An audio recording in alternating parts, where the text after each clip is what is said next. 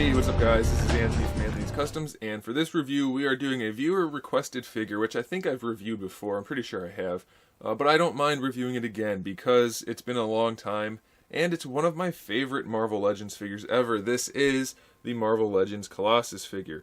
There's only really been two decent Colossus figures, this one which is the proper Marvel Legends, and then this one which is the Marvel Legends Classics Colossus.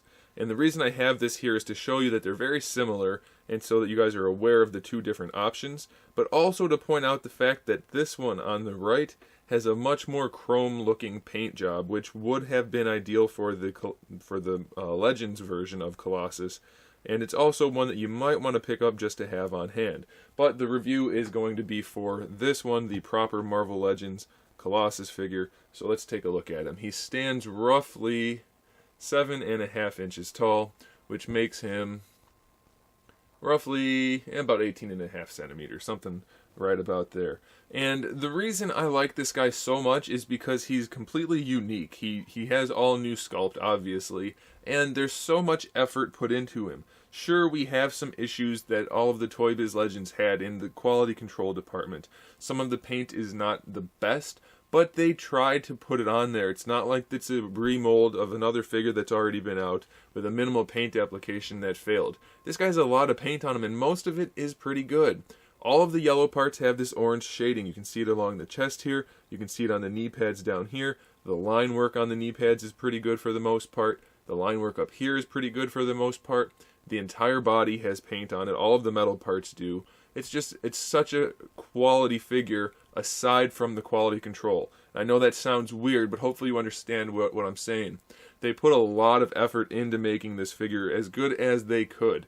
And in order to keep that price down, they probably had to sacrifice some quality control. It's not like the figures we get nowadays where they have horrible quality control and the figures are made as cheaply as possible. That's what I'm getting at. Anyway, it's one of my favorite figures because Colossus is a cool character, even though he's not like anything special to me. I don't have a particular attachment to him. It's just the overall composition of this guy is so good. He's got a great general look to him. His proportions are pretty well done. Some people say his arms are too long or his chest is too small or whatever. Yeah, he's not perfect. He's a comic book character also, so you can give him some slack. Plus he's made out of metal. But I think for what it is, you really can't beat it. It's just such a nice looking figure. And as far as articulation goes here, let me get in a little bit closer so I can show you. The neck has its own articulation, so that'll rotate so you can get that to spin around. Mine's probably a little stuck since it's a really old figure, but you can rotate that. Yeah, it moved a little bit, but you can, especially if you get a new one, you shouldn't have any trouble. And of course the face, or the head, has its own articulation also, so you can spin that around. Doesn't really go up or down too much, just a little bit, but it's enough. I really like the sculpt of his head, by the way. They just nailed it. Looks so good. This is soft plastic on the shoulders, so it won't get in the way of posing too much. It is fairly firm, though. It probably was softer at one point, but these guys are getting a little old now. Anyway, he has the butterfly joint, which I don't really care for. You don't need that in this figure, and it's kind of too loose and doesn't really accomplish much. You have the full ball hinge for the shoulder on top of that butterfly joint. It's going to take a little work to get it posed, but you can do it, and he still has good range of motion. So even though the butterfly joint is there and it doesn't need to be, you can still get the arm posed. So I'm alright with that, and you get the arm all the way up, no problem. If you really want to bring it all the way up, you can rotate it. And like I said, well, this one's getting loose now, but it's flexible, so you can do that.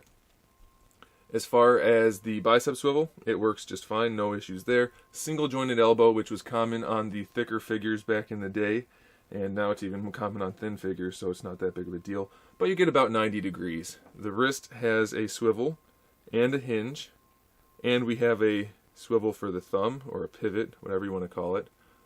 And we have a hinge for the hand, so you can make a pretty decent fist, or you can have him gripping something, which I think is a pretty cool feature.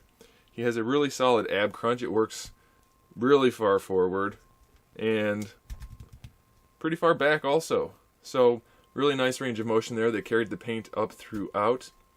We have a standard waist twist. We have T-jointed ball hinge hips. Let me bring this out a little bit. So we have T-jointed ball hinge hips. They don't come all the way forward, but they go forward enough. They do go all the way out to the side. We have a full thigh swivel right here. Double jointed knee. Sure, the knee pad doesn't cover the joint completely, but it's not too bad. It works out okay. To my dismay, he does have a shin swivel. I know some of you like those. I'm not the biggest fan in the world, but if you want it, it's there, and if you don't want it, you can kind of try to ignore it. He has a nice ankle hinge. Doesn't have the greatest range of motion, but it's an effective range of motion. He has a toe hinge, and technically there's a little bit of an ankle rocker in there, I think. No, there's not. I'm sorry. Wrong figure. I'm thinking of a different figure. That's the, what was it? The Marvel Select one, I believe, had an ankle rocker. Anyway, he's got a decent batch of articulation mixed with a really nice sculpt and a pretty nice paint job, minus the few flaws. So I really do like this figure, and I think if you're an X-Men collector or a Marvel Legends collector, this is a figure you really need to have in your collection. It's one of my favorites, and I think it will be one of yours too. Thanks for watching, guys. Make sure you subscribe to the channel so you can see my upcoming figure reviews, custom figures, and other good stuff. And in the meantime, keep collecting.